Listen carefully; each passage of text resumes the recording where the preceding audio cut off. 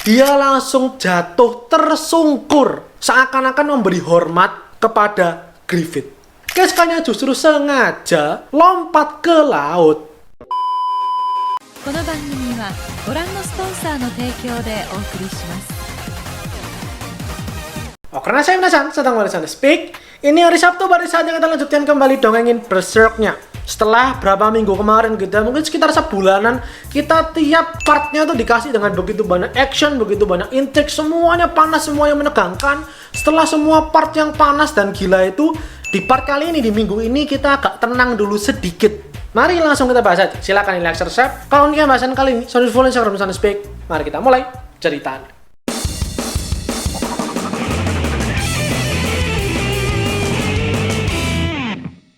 Part kali ini cover 4 chapter. 2 chapter fokus ke Griffith, 2 chapter fokus ke Guts. Chapter 284, 285. Langsung kita mulai aja, kita buka setelah kemarin. Griffith tiba-tiba datang kembali dengan pasukannya dia. Membantu, menyelamatkan, membalik keadaan. Memberikan kemenangan sementara untuk pasukan Holy See. Di situ semua orang tuh kayak bener-bener terbelalak matanya gitu ya. Karena satu sisi mereka takjub melihat betapa rupawannya Griffith. Dan buat orang yang sudah pengalaman, yang sudah ngerti gitu ya, mereka tahu nih, orang di depan mereka sudah jelas Sir Griffith, sudah jelas sang elang putih yang dulu merupakan pahlawan negara Midland. Di situ kita melihat ayahnya Farnese, Federico Van Diemen itu maju gitu ya, sebagai pemimpin di sana. Dia yang menyatakan terima kasih banyak atas bantuan, atas pertolongan dari Takanoden. Kemudian ayahnya Farnese ini tanya, kamu ini pasukan, kamu ini kesatria dari negara mana?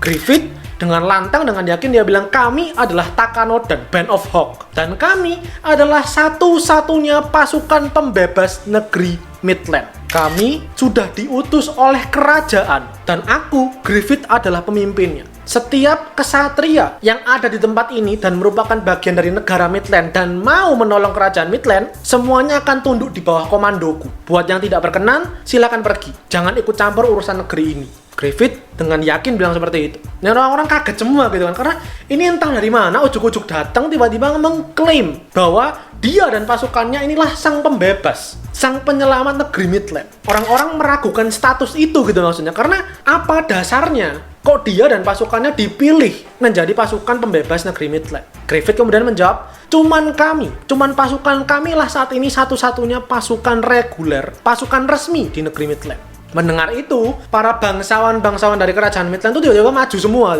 Dari belakang kerumunan gitu, mereka maju dengan kuda mereka. Mereka tergelitik karena ini orang, si Griffith ini kok tiba-tiba mengklaim bahwa dia pemimpin semuanya. Mereka intinya bilang, kamu nggak bisa mengklaim seperti itu, Sir Griffith. Meskipun kami berterima kasih kepada Anda, tapi nggak bisa seperti itu. Karena semua pasukan itu ada di bawah komando kami, komando bangsawan. Anda itu cuma kesatria biasa, nggak punya hak untuk memilih dan mengatur seperti itu. Tapi kecaman ini kemudian dibales sama si Locus. Locus bilang, mohon maaf tuan-tuan bangsawan sekalian. Ketika kami, Takanoden, sedang sibuk melawan, memukul mundur kerajaan Kushan, mana pasukan Anda sekalian? Pasukan mana yang Anda pimpin? Di medan perang kami tidak melihat satupun. Jadi apakah masih bisa dikatakan bahwa kalian itu pemimpin pasukan di Midland? Mendengar itu para bangsawan pada mundur gitu kan. Dan cuman Sir Owen yang bisa menerima keadaan ini. Kemudian masih ada lagi nih bangsawan yang masih protes gitu, yang nggak terima lah gitu dengan keputusan Griffith ini tadi. Dia langsung maju. Tadi Anda bilang, Sir Griffith, bahwa pasukan Anda itu dipilih, ditunjuk langsung oleh kerajaan. Nah masalahnya, anggota kerajaan aja sekarang nggak ngerti di mana. Satu-satunya yang selamat kita bisa tahu adalah Putri Charlotte. Tapi beliau ada di mana sekarang? Dan lagi pula, Anda dulu itu kan dipenjara. Anda dulu itu kan dihukum karena dikabarkan Anda melawan raja. Jangan-jangan Anda cuma pengen pakai kondisi yang lagi porak-poranda sekarang ini di negeri Midland supaya Anda bisa mengambil tahta, supaya Anda bisa naik jabatan.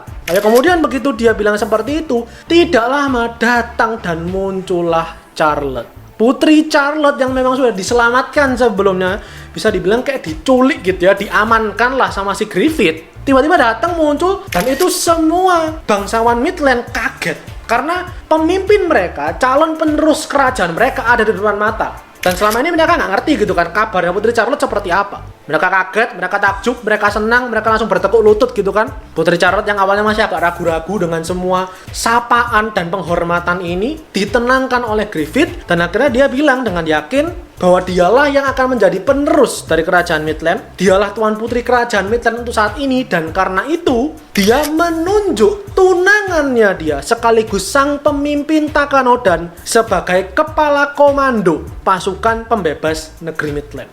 Ini para bangsawan awalnya pada kaget, tersentak gitu ya, karena mereka nggak bisa menerima keputusan ini. Mereka masih kayak nggak bisa gitu loh. Griffith ini siapa gitu loh. Oke, memang dia sudah menyelamatkan kita, betul. Tapi kasta dia tuh di bawah kita gitu loh. Nah, dari semua ini yang bisa menenangkan, yang bisa menerima kondisi ini itu cuman Sir Owen. Dia bilang tuh ke sesama bangsawan lainnya, kita tuh nggak punya hak untuk mengatur keputusan Putri Charlotte. Saya yakin bahwa keputusan beliau itu sudah diputuskan matang-matang, dan lagi pula selama ini kita tuh nggak ngapa-ngapain loh buat negeri Midland. Kita cuma bersembunyi mencari pertolongan, perlindungan di saat kita nggak ngerti Tuan Putri kita kayak gimana. Tapi lihat sekarang, Griffith dan Takanodan lah yang menyelamatkan beliau, yang mengamankan beliau. Jadi kita benar-benar nggak punya malu namanya kalau ngatur-ngatur keputusan Putri Charlotte di saat kita tuh nggak ngapa-ngapain, di saat kita tuh nggak berguna. Ya sudah gitu kan, diterimalah sama para bangsawan ini dan orang-orang yang ada di sana, termasuk si Federico Van Diemen, ayahnya Farnese. Tapi ayahnya Farnese melanjutkan, saya minta maaf, Tuan Griffith, Putri Charlotte, keputusan tadi itu tidak bisa diiyakan begitu saja. Karena perang ini itu tidak hanya melibatkan Midland. Memang betul untuk membebaskan negeri Midland, tapi ini mengikut sertakan, membawa urusan dari negara-negara lain yang ada di bawah nama Holy See. Dan ini sudah menjadi perang suci, jadi perang salib gitu ya, antara kerajaan Kushan dengan negeri-negeri Holy See. Maka keputusan itu tadi, bahwa semua pasukan harus tunduk di bawah Griffith, tidak bisa diiyakan gitu aja. Kita harus tanya dulu pendapat, kita harus minta izin dari Paus sebagai pemimpin Holy See. Barusan ngomong gitu, Pausnya langsung datang. Dari setelah berapa part lalu itu ya, Pausnya mendapat pencerahan gitu kan, yang tentu itu digiring sama si Griffith. Datanglah ini dengan kereta kencananya gitu ya, dengan rombongannya dia. Ini semua orang-orang makin kaget. Mereka semua langsung bertekuk lutut karena ini pemimpin mereka gitu kan. Seakan-akan sebuah waktu yang pas gitu ya, kayak gayung bersambut. Sang Paus pun akhirnya turun menemui semua orang-orang ini. Dan di samping Paus itu ada si Mule sama Sonia. Sonia begitu turun, ngelihat ke arah Griffith, dia awalnya seneng tapi sadar di sebelahnya ada Charlotte. Maka dia pun agak sedih akhirnya. Begitu ini Paus turun, semua orang tuh khawatir gitu kan, karena ini kan medan perang, ngapain kok Paus sampai datang kemari itu buat apa? Tapi begitu Paus selesai ngomong dengan semua orang ini, memberkati orang-orang ini, dia ngelihat ke arah Griffith, dia langsung jatuh tersungkur, seakan-akan memberi hormat kepada Griffith.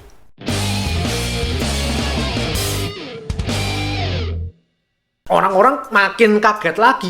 Ini apa-apaan? Griffith ini siapa maksudnya? Sampai bisa dihormati. Sampai seorang Paus tuh bukan bertekuk lutut lagi udah sampai jatuh tersungkur ke tanah. Griffith kemudian mengangkat si Pausnya ini gitu kan. Dan sang Paus merasa bahwa memang inilah jawaban yang pengen dia cari. Pencerahan yang dia dapatkan itu menuntun dia kepada orang ini. Dia merasakan sesuatu cahaya rahmat berkat luar biasa dari orang ini. Maka dia langsung bilang kepada kalian semua anak-anak Tuhan sekalian, dia inilah harapan kita. Dialah sang pembebas kita. Letakkan semua ketakutan, kegundahan, kerisauanmu kepada pundak dia. Sebuah cahaya elang putih yang menyinari dari atas kegelapan. Di mana kegelapan itu nantinya akan sirna dan memberikan kita kelegaan. Kurang lebih seperti itulah gitu lah ya kata-kata si Pausnya ini. Dan semua orang akhirnya begitu mendengar ceramah, khotbah, dan arahan dari sang Paus, mereka pun percaya sepenuhnya kepada Griffith. Nah, kita berpindah ke sisi lain. Kita melihat ke kapalnya Roderick yang sekarang lagi berlayar di tengah perjalanan menuju ke Elfhelm. Kita sekarang lihat dulu si Isidoro. Si Isidoro yang kayak monyet gitu ya, dia lompat ke sana kemari, sedang sparring dengan salah satu kesatria atau ABK gitu ya, anak buah kapal dari kapalnya si Roderick ini. Pokoknya setelah Isidoro lompat ke sana kemari gitu kan, pakai trik licik segala macam demi bisa mengalahkan si orang ini, ujung-ujungnya Isidoro malah jatuh, titiknya malah kena tongkat si kesatrianya ini. Nah, kira ya sudah Isidoro kalah gitu kan sambil kesakitan dia gitu. Dan si kesatrianya ini yang pakai topeng gede gitu ya, dia tuh agak kesel nih ke bocah ini, ke Isidoro, karena katanya tadi minta diajarin pedang. Tapi kamu kok tarungnya tuh nggak punya etika. Tarungnya lompat ke sana kemari nggak kayak kesatria sejati. Sparring ini dilihat sama orang-orang di kapal lainnya gitu ya, ABK lainnya di kapalnya Roderick, termasuk Roderick pun juga melihat, navigatornya juga ngelihat, dan akhirnya ya udah disuruh dibubarin lah ini. Hiburan sejenak gitu lah buat mereka dalam perjalanan, akhirnya dibubarin. Si kesatrianya ini kemudian disuruh untuk bersih-bersih kapal. Nah begitu dia jalan, dia tuh papasan, disamperin sama Serpico. Serpico-nya bilang, oh ternyata ini Anda, wakil komandan Azan.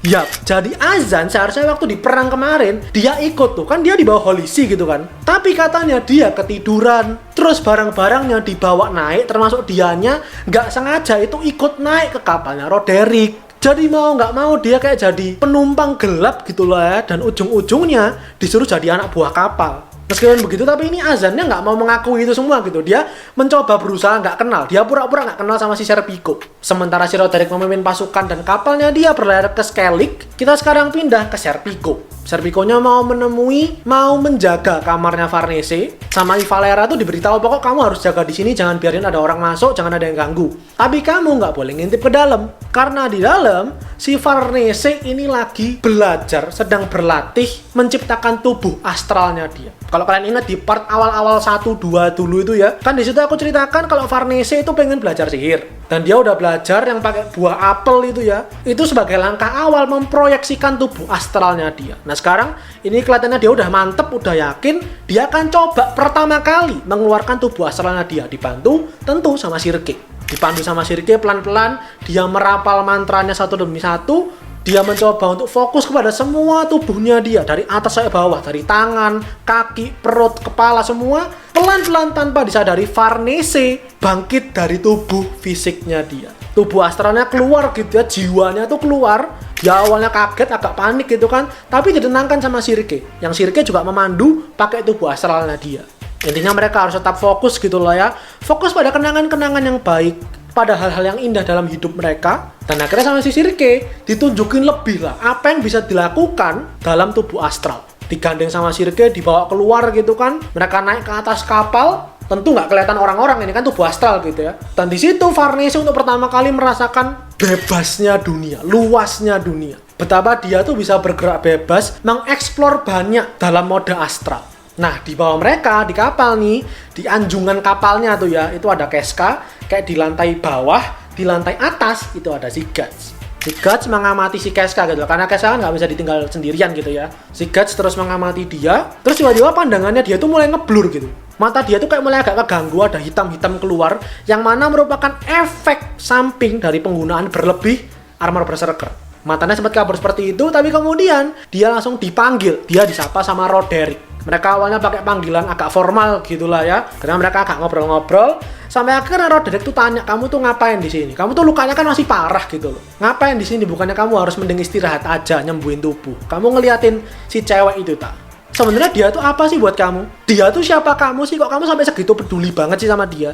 Guts ditodong pertanyaan seperti itu, dia agak ragu mau menjawab gitu ya. Begitu dia mau menjawab, apa hubungan dia sama si Casca yang lagi stalking dengan tubuh astral Sirke sama Farnese di atas itu ya. Begitu jawaban mau keluar dari mulutnya Guts, mereka tiba-tiba langsung bangkit. Dari tubuh astralnya langsung ke cancel, langsung masuk kembali ke tubuh fisik mereka. Farnese langsung bangun. Begitu juga dengan Sirke. Farnese sendiri bingung gitu ya, kaget kenapa kok dia tiba-tiba balik sendiri ke tubuh fisiknya dia. Padahal itu bukan niatan dia nggak cancel kekuatannya itu. Nah, kita kembali lagi ke Guts dan Roderick yang ada di luar gitu ya. Mereka tuh agak panik karena Casca-nya itu ngeliat dan ngejar burung. Jadi ada burung terbang itu dekatnya dia, dikejar lah sama Casca. Dan namanya orang PTSD gitu ya, kayak anak kecil. Jadi nggak ngerti namanya bahaya, nggak ngerti namanya jatuh. Dia naik-naik ke bagian kapal gitu kan. Dan itu kalau nggak hati-hati ya udah jelas pasti jatuh. Begitu udah kayak gitu, Guts akhirnya turun mencoba untuk menyelamatkan Casca. Meskipun Casca itu kan sebenarnya takut gitu ya, nggak bisa lihat Guts, tapi akhirnya Guts memberanikan diri. Tapi ya Casca-nya jelas takut lihat Guts. Maka bukannya dipegang gitu sama si Casca, Casca-nya justru sengaja lompat ke laut. Emang sengaja menghindar dari Guts. Nah, Guts begitu lihat ini cewek kesayangannya tiba-tiba lompat, refleks dong dia. Dia langsung mengulurkan tangan pakai tangan kirinya dia, begitu berhasil megang si Casca, tapi langsung luput karena itu cuma tangan besi.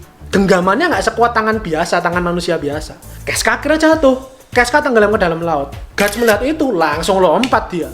Dia langsung lompat menyelamatkan Casca yang tenggelam gitu kan. Dan di situ dia tuh inget gitu kalau sebelumnya tuh pernah juga terjadi seperti ini. Setiap kali Casca deket dengan yang namanya air tuh nggak pernah aman, nggak pernah tenang. Dia inget akan hari-hari itu.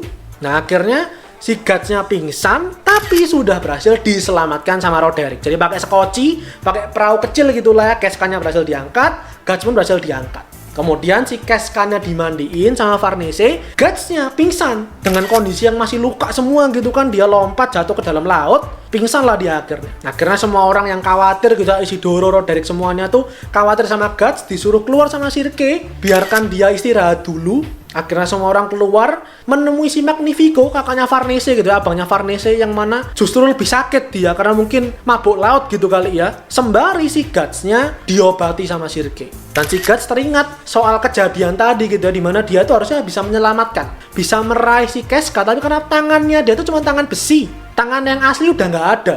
Dia sadar ini memang cuma tangan besi yang aku gunakan, aku pakai untuk bertarung, untuk mengalahkan musuh-musuhku. Dan gak akan bisa menyelamatkan orang yang aku sayangi. Memang apa yang sudah hilang meskipun dikembalikan, meskipun dipulihkan, kelihatannya tidak akan bisa sama seperti dulu lagi.